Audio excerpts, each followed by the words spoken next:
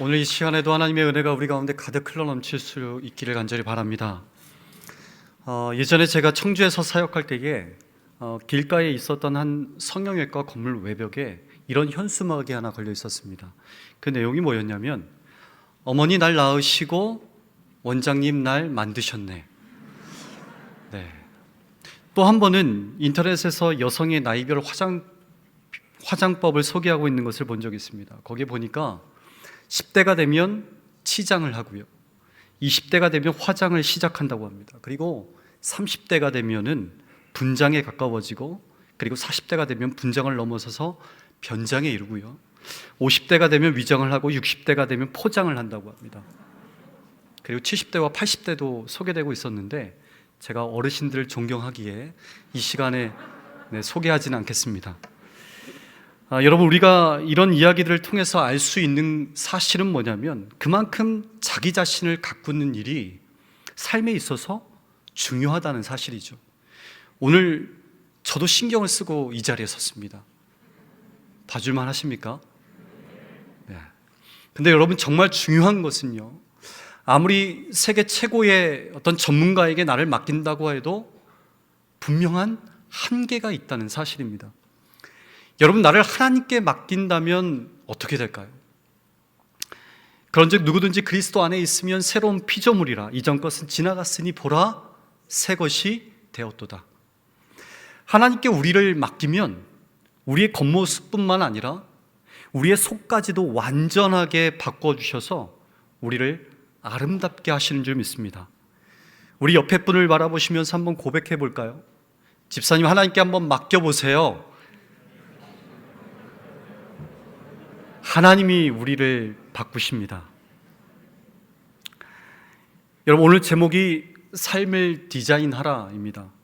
여러분, 디자인이라는 말을 살펴보면요, 깎고 다듬고 색칠해서 어떤 목적이나 용도에 맞도록 만든다, 그런 뜻을 가지고 있습니다. 그래서 하나님께서도 원하시는 목적에 맞도록 우리를 깎기도 하시고, 그리고 다듬기도 하시는 겁니다. 그렇게 하나님이 우리의 삶을 디자인하시죠. 여러분, 하나님께 한번 자녀를 맡겨보세요. 그러면 하나님의 수준에서 자녀들을 바꿔주실 겁니다. 여러분, 남편도 맡겨보세요. 그러면 남의 편 같았던 그 남편이 내 편이 될 겁니다. 하나님께 가정을 맡기고, 그리고 사업장을 맡기고, 내 삶의 전부를 맡겨보세요. 그러면 우리의 삶이 완전히 바뀌어질 것입니다. 그런데 그러기 위해서는요, 반드시 과정이 필요합니다. 히브리 격언에 하나님은 부서진 것들을 사용하신다라는 말이 있습니다. 여러분, 빵을 만드는 주 재료가 밀가루인데요, 이 밀가루가 만들어지는 과정을 살펴보면 먼저는 농부가 땅에 밀을 심겠죠. 그리고 때가 되면 밀을 수확할 겁니다. 그리고 나서 필요한 과정이 잘게 부수는 과정입니다. 그래야 고운 밀가루를 얻을 수 있는 겁니다. 여러분, 이처럼 단단한 곡식이 부서져야 밀가루가 되는 것이고, 그런 밀가루를 물과 잘 섞어서, 그리고 여러 번 반죽하고 모양을 내야만 우리가 좋아하는 빵이 만들어질 수 있는 것입니다. 여러분, 빵만 이런 과정을 거치는 게 아니죠. 향수도 마찬가지고, 그리고 포도주도 마찬가지입니다. 잘게 부서지는 과정이 없이는 최고의 향수도 또 최고의 포도주도 얻을 수 없는 것입니다. 지금은 참 보기 힘든 장면인데요, 제가 시골 촌놈입니다. 그래서 어렸을 때만 해도 그 앞맛 가을이면 시골에서 이 도리개질을 하는 모습을 종종 볼 수가 있었습니다. 앞마당에 수확한 곡식들을 펼쳐놓고 사정없이 이 도리개로 후려칩니다. 그렇게 도리개로 사정없이 후려쳐야만 알곡과 쭉정이를 골라낼 수가 있는 거예요. 여러분, 우리 하나님도요, 우리에게 사정없이 도리개질을 하실 때가 있습니다. 그렇게 우리네 인생을 사정없이 후려치실 때에 삶이 힘들죠. 하나님을 향해서 아파 죽겠다고 소리칩니다. 여러분, 우리가 그렇게 힘들어하고 그리고 아파해도 우리 하나님은 그것을 멈추지 않아요. 여러분, 왜 그러실까요? 우리 역시도 그렇게 잘게 부서지고 불필요한 것들을 잘라내는 이 과정을 거쳐야만 정말로 하나님께서 쓰실 만한 사람으로 우리가 바뀌기 때문입니다. 우리 다시 한번 따라해 볼까요? 부서져야만 하나님께서 사용하시고 부서진 만큼 하나님께서 쓰십니다. 여러분, 이런 도리개질 또 부서짐을 다른 말로 표현한다면 실패일 겁니다. 여러분, 우리가 인생을 살아가는 데 있어서 성공할 때가 많습니까? 실패할 때가 많습니까? 여러분, 야구에 있어서요, 성공했다고 볼 수 있는 최고의 타자가 3할대 타자라고 합니다. 쉽게 설명드리자면 타자가 타석에 10번 설 때에 10번 중에서 7번은 안타를 치지 못하고 3번 정도만 안타를 친다는 말입니다. 그러니까 10번 중에서 7번은 실패하고 3번만 성공한다는 거예요. 여러분, 야구에서 그런 타자를 최고의 타자라고 부르는 것입니다. 여러분, 만약에 타자가요, 한 번 실패하고 그리고 2번 실패하고 3번 실패하고 그렇게 7번까지 실패했다고 해서 타석에 서는 것을 포기해버린다면 여러분, 8번째에 안타를 칠 수 있겠습니까? 7번씩이나 안타를 치지 못하고 타석에서 내려와도 포기하지 않고 또다시 타석에 올라갈 수 있어야만 8번째, 9번째, 그리고 10번째 안타를 쳐내는 3할대 타자가 될 수 있는 것입니다. 여러분, 우리 인생도 다르지 않습니다. 수많은 실패 속에서 포기하지 않고 하나님 주시는 자리에 서 있어야 하나님이 주시는 성공을 만들어낼 수 있는 사람이 되는 것이죠. 오늘 말씀 속에 모세 역시도 이 철저한 실패를 경험했던 사람이었습니다. 그렇게 실패 앞에 있었던 모세를 하나님이 찾아가시죠. 그리고 그런 모세의 삶을 디자인하셔서 사용하시는 겁니다. 여러분, 하나님은 어떻게 모세를 디자인하셨을까요? 첫 번째로 하나님 모세에게 실패를 통해서 진짜 무기가 무엇인지 발견하게 만드셨습니다. 모세는 우리가 잘 아는 것처럼 태어난 지 3개월 만에 버려져야만 했고, 그렇게 죽음의 위기 앞에서 애굽 공주에게 구원받아 양아들로 성장하게 됩니다. 여러분, 애굽 왕자로 살아간다는 것은 엄청난 행운이죠. 여러분, 한번 상상해 보실래요? 내가 만약에 사우디 나라의 왕자라면, 갑부의 대명사였던 이 만수르의 아들이라면, 여러분, 그냥 상상만 해도 마음이 풍성해지죠. 저만 그런 거예요? 여러분, 애굽 왕자로 살아가는 모세의 삶은요, 아마 모르긴 몰라도 이보다 더 했을 겁니다.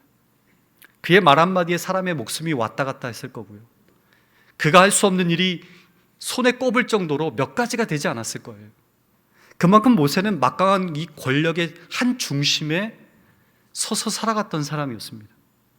출애굽기 2장 11절에 보시면 우리가 주목해봐야 할 단어가 하나 나오는데, 그 단어가 뭐냐면 장성한이랍니다. 여러분, 히브리어로 이 장성한은 가달이라고 부르는데, 그 뜻이 뭐냐면 성장하다, 크게 되다, 자신의 위대함을 입증하다라는 뜻을 가지고 있습니다. 그러니까 모세가 스스로 이제 장성하여서 내가 무엇인가를 할 수 있다고 생각했을 때에, 그때 그가 가장 먼저 했던 일이 무엇이었냐면 같은 동족인 히브리 사람을 괴롭히는 한 애굽 사람을 쳐 죽이는 일이었습니다. 여러분, 그 결과 모세는요, 왕궁에서 40년간 쌓아 올린 모든 것을 한순간에 잃어버리고 말았습니다. 그뿐만이 아니죠. 모세는 살인자가 돼서 도망자의 신세가 되고 말았습니다. 모세는 자신이 들고 있는 이 애굽 왕자라는 신분이 무기라고 생각했어요. 그러나 모세가 들고 있었던 무기는요, 정말로 그가 위기 앞에서 자기 자신도 지켜낼 수 없는, 너무나도 보잘것없는 그런 것이었습니다. 여러분, 사무엘상 17장에 보시면 우리가 너무나 잘 알고 있는 이 다윗과 그리고 골리앗의 이야기가 나옵니다. 이스라엘과 블레셋이 전쟁을 벌이는데, 이 사울 왕이 이끄는 이 이스라엘 군대와 그리고 골리앗이 이끄는 이 블레셋 군대가 서로 무기를 들고 마주보고 있었습니다. 그런데 거대한 이 골리앗 앞에서 이스라엘 군대가 두려워서 벌벌 떨고 있는 거예요. 골리앗이 이스라엘 군대를 향해서 하나님을 모욕해도 어느 하나 나서는 사람이 없었습니다. 그때 그런 골리앗 앞에 나섰던 사람이 있었는데 그가 바로 이 소년 다윗이었습니다. 여러분, 다윗이 뭐라고 고백합니까? 너는 칼과 창과 단창으로 내게 나아오거니와 나는 만군의 여호와의 이름 곧 네가 모욕하는 이스라엘 군대의 하나님의 이름으로 내게 나아간다. 여러분, 소년 다윗이 수많은 이스라엘 군사들과 달리 이 거대한 골리앗 앞에서 두려워하지 않고 그리고 당당하게 맞설 수 있었던 이유가 무엇일까요? 다른 게 아니었습니다. 이스라엘 군사들에게 있어서 무기는요, 자기 손에 쥐고 있는 칼과 방패가 무기였습니다. 골리앗을 만나기 전까지는요, 자신이 가지고 있는 이 칼과 무기를 바라보면서 당당했습니다. 그런데 자기가 가지고 있는 무기보다 더 큰 골리앗의 칼과 방패를 보는 순간 어떻게 됐을까요? 그 앞에서 당당할 수가 없게 된 것이죠. 그 앞에서 두려움이 밀려온 겁니다. 여러분, 다윗이 가지고 있었던 무기는 그런 것이 아니었습니다. 다윗을 거대한 골리앗 앞에서도 당당하게 만들었던 무기는 세상에 줄 수 있는 그런 것이 아니었습니다. 지금까지 다윗과 함께 하신 하나님, 지금 이 순간에도 그리고 앞으로도 함께 하실 하나님이 그의 무기였습니다. 여러분, 기억하십시오. 다윗이 거대한 골리앗 앞에서도 당당할 수 있었던 것은 골리앗보다도 더 위대하신 하나님이 그와 함께 하셨기 때문이었고, 그런 하나님이 그의 삶에 있어서 전부였고 무기였기 때문입니다. 지금 여러분의 손을 한번 보시죠. 지금 손에 쥐고 있는 게 무엇입니까? 여러분, 하나님은요, 모세가 40년간 왕궁에서 붙들고 있었던 무기를 미디안 광야 40년의 삶을 통하여서 철저하게 내려놓게 만드십니다.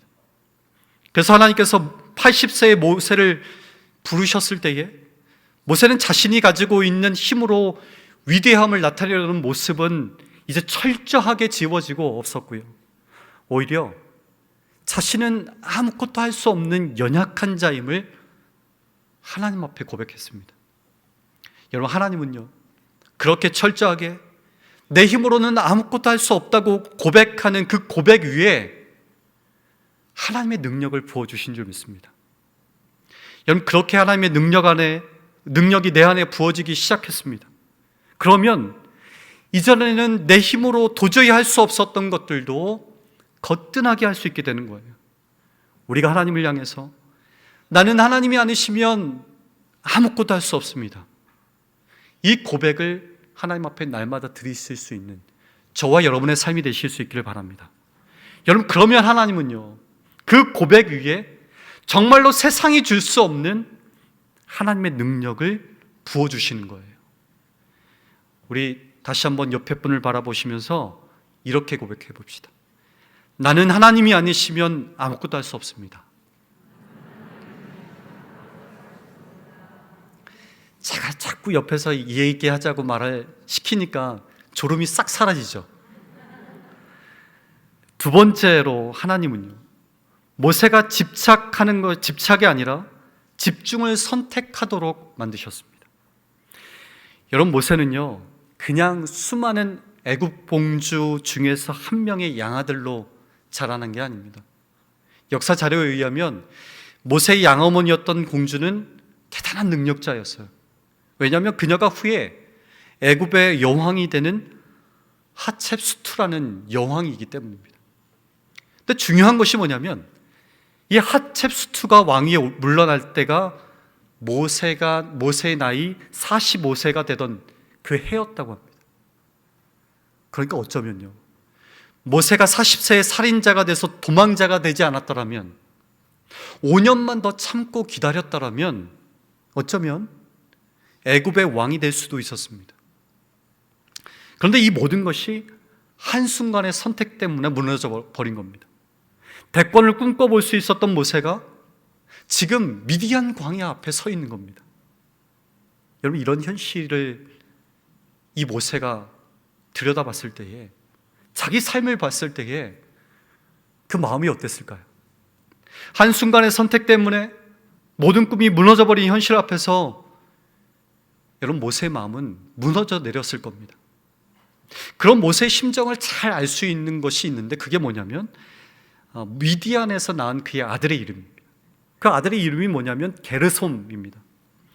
그 뜻이 추방하다, 타국에서 객이되었다 라는 뜻입니다.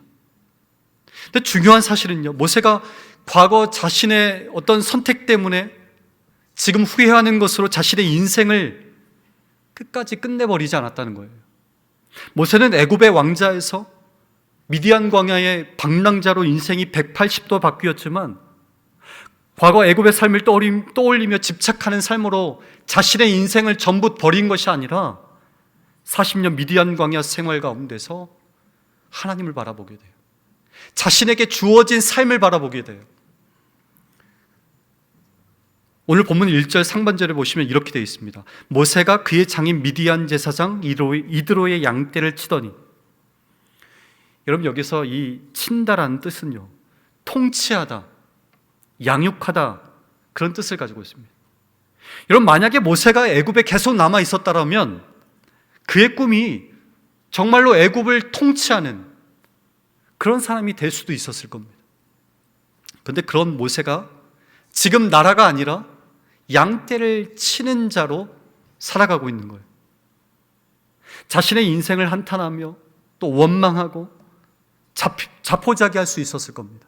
그러나 1절에서 고백하는 것처럼 모세는요, 자기의 지난 과거를 바라보며 후회하고 집착하는 삶이 아니라 지금 자기에게 주어진 이 자리, 지금 자기에게 주어진 일에 집중했습니다. 여러분 모세는요, 절망스러운 상황 앞에서도 자신의 선택을 후회하며 과거를 집착하는 삶이 아니라 현재 자신이 서 있는 곳을 돌아보면서 오늘의 삶을 집중했던 사람이었습니다. 하나님께서 그렇게 이 모세를 만들어 가셨습니다. 그리고 하나님은 그런 모세를 만나 주셨던 겁니다. 여러분 하나님을 만난 이 사건이 인생의 3분의 2를 보낸 나이 많은 모세를 이스라엘 민족의 지도자로 세우셔서 세상을 바꾸는 중심에 서게끔 만드셨습니다. 여러분 우리도 인생을 살다 보면 수많은 선택을 하게 되고 그런 선택의 결과 앞에서 때로는 후회할 때가 있죠. 그러나 여러분 우리가 잊지 말아야 할 것은 과거에 집착한다고 시간을 되돌릴 수 있는 것이 아닙니다. 과거를 집착해서는 결코 지금 내가 서 있는 자리로 찾아오시는 그 하나님을 만날 수 없다는 사실입니다. 그러게 여러분, 지금 내가 서 있는 이곳에서 오늘을 집중하셔야 돼요. 그래야 하나님이 열어주시는 다음이 있는 줄 믿습니다. 세 번째로 하나님은요, 모세가 가까이 다가오도록 만드셨습니다. 오늘 본문 3절 우리 말씀을 다 함께 같이 읽어보겠습니다. 3절의 말씀입니다. 시작.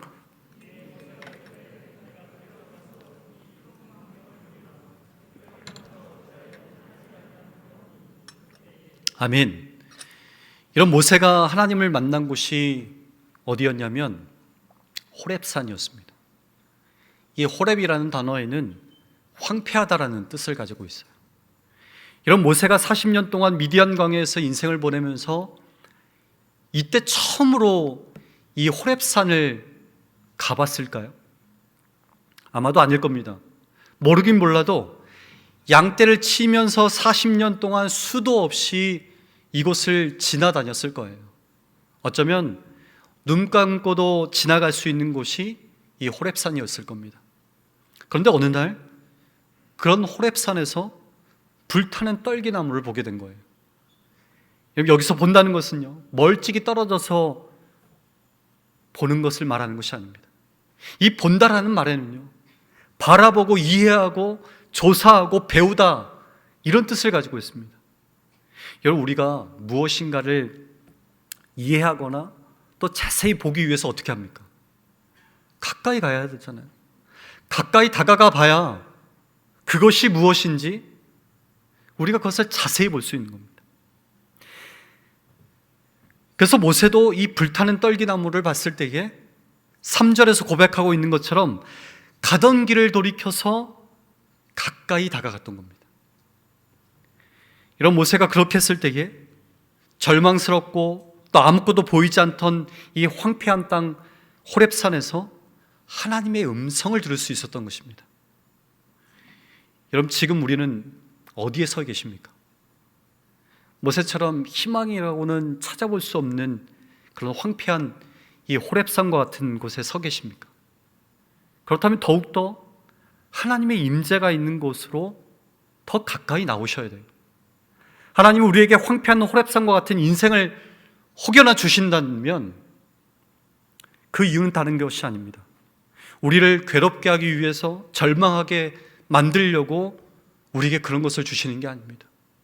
하나님의 임재가 있는 곳으로 우리를 가까이 부르기 위해서 그런 것들을 우리에게 허락해 주시는 겁니다. 그러게 여러분, 삶이 힘들고 아플수록 하나님의 임재를 경험할 수 있는 예배의 자리로 더 가까이 나오실 수 있기를 간절히 바랍니다. 그럴 때 우리는요, 우리에게 말씀하시는 그 하나님을 경험하고 만나게 되는 것입니다. 그리고 우리가 또 주목해 봐야 할 것이 있다면 바로 이 떨기나무입니다. 여러분, 떨기나무는요, 참으로 초라하고 보잘것없는 그냥 그저 그런 나무였습니다.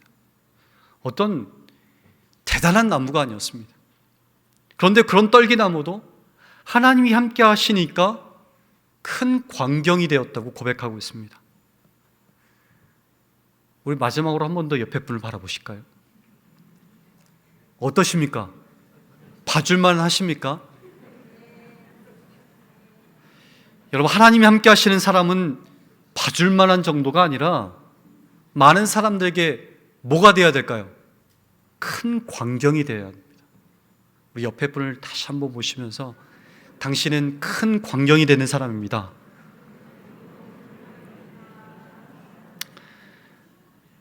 아멘. 여러분, 황폐한이라는 뜻을 가진 호렙산이 이 거룩한 하나님의 산이 될 수 있었던 것, 순식간에 불타 없어질 보잘것없고 초라한 이 떨기나무가 불타지 않는 떨기나무가 될 수 있었던 것, 속이는 자라는 뜻을 가진 야곱이 하나님과 더불어서 힘을 얻어 강하게 된 자라는 뜻을 가진 이스라엘로 바뀌었던 것, 이방 땅이었던 루스가 하나님의 집인 베델로 바뀌었던 것,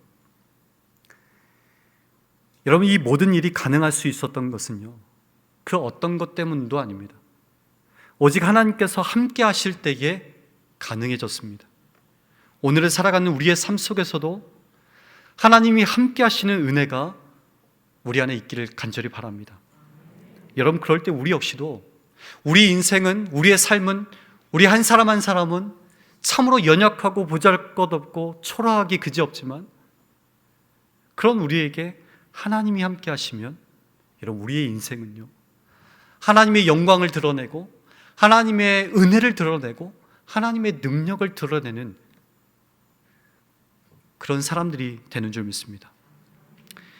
여러분, 모세라는 이름에는 들어올리다, 끌어내다, 구하다라는 뜻이 있습니다. 모세가 태어나서 하나님에 의해서 물에서 끌어냄을 받았습니다.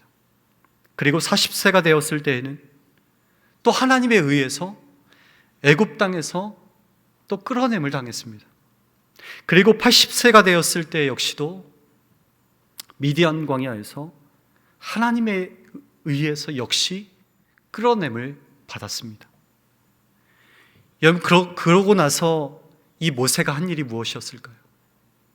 하나님의 사람이 돼서 430년간 애굽 땅에서 고통당하고 또 힘겹게 살아가던 이스라엘을 이끌어내는 민족의 지도자가 되었습니다. 여러분, 기억하십시오. 하나님은요, 단순히 애굽의 왕자로 살아가라고 모세를 죽음에서 생명으로 이끌어내신 것이 아닙니다. 하나님께서는 오늘도 목적에 맞도록 그렇게 사용하시기 위해서 우리의 삶을 디자인하십니다. 내 삶의 자리가 미디안 광야의 호렙산같이 척박해진다고 해도 여러분, 좌절하지 마시기 바랍니다. 하나님께서 우리를 깎고 다듬으셔서 민족 앞에, 그리고 세상 앞에, 교회 앞에, 가정 앞에 그렇게 우리를 세우셔서 하나님의 뜻을 이루어 가십니다.